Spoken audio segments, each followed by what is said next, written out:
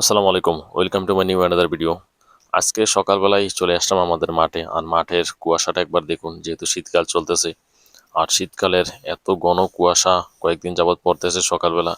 তবে আজকে সকালে একটু ভোরবেলা উঠাতে আপনাদের কাছে শেয়ার করলাম আসলে দৃশ্যটা। আসলে দেখতেই কতটা ভালো লাগতেছে দেখুন, শিশির ভেজা এরকম একটি সুন্দর সকাল। তবে আজকে সকালবেলা প্রচুর কুয়াশা পড়াতে দেখুন সূর্য এখনো ওঠেনি, কিন্তু কিছুটা উঠলেও দেখা যাইতেছে না কুয়াশার জন্য দেখুন। আর এই যে দেখুন কতটা কুয়াশা পড়তেছে, আর বেশি কুয়াশার কারণে দেখুন গাছের উপরে পানি জমে আছে। এই যে দেখুন কত পানি, আমি হাত দিয়ে উঠাইতেছি আর দেখাইতেছি, এই যে দেখুন ফোঁটা ফোঁটা হয়ে আমার হাত থেকে পড়তেছে।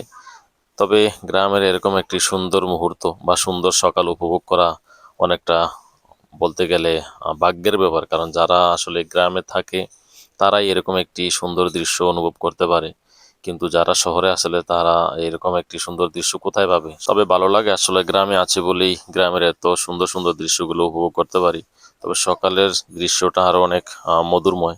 তাই আজকে সকালবেলা একদম ভোরে উঠেছি, আর উঠেই দেখুন আপনাদের কাছে এরকম একটি সুন্দর ভিডিও শেয়ার করতেছি। তবে কষ্ট করে যেহেতু ভিডিও করি, ভিডিওটি একটু শেয়ার করে দিবেন এবং চ্যানেলটি সাবস্ক্রাইব করে দিবেন, আরও এরকম সুন্দর সুন্দর ভিডিও যাতে আপনাদের কাছে উপস্থাপন করতে পারি। তবে আসলে গ্রামের এরকম সুন্দর মুহূর্ত বা সুন্দর দৃশ্য দেখার জন্য শুধু আমি নয়, অনেক মানুষই আসে। আর ইদানিং অনেক ইউটিউবার বা অনেক যারা কন্টেন্ট ক্রিয়েটর তাদেরকে দেখা যায়।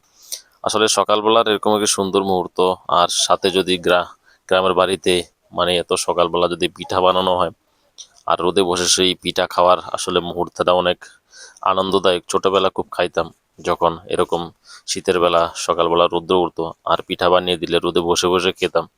তবে আসলে ছোটবেলা সেই দিনগুলো এখনো খুব মিস করি। ভিডিও করতে করতে এক ফাঁকে দেখুন সূর্য একটু উঁকি দিয়েছে, আর এই যে দেখুন সূর্যের আলো কিছুটা পড়ছে মনে হয়। আর এই যে দেখুন বাড়ির পাশে ছোট্ট একটি জায়গাতে আমি ধনেপাতা বুনেছিলাম, মাশাআল্লাহ অনেক সুন্দর হয়েছে। তবে মুরগি এসে সেগুলা